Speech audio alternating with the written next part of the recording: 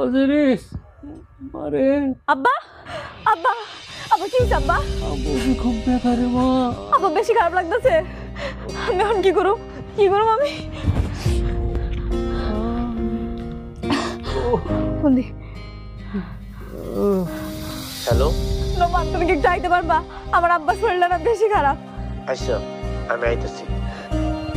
বাবা আব্বা আরে আব্বা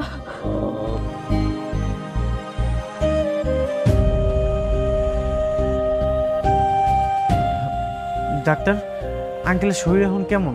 জি, উনি সুস্থ আছে। আপনাকে ধন্যবাদ ওনাকে সময় মতো নিয়ে আসার জন্য।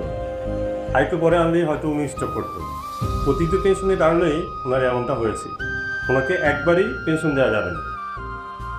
পেনশন দিলে কিন্তু উনি যে কোনো সময় স্ট্রোক করতে পারেন। আর আমি কিছু ওষুধ লিখে দিয়েছি, যেগুলি নিয়মিত খাওয়াবেন।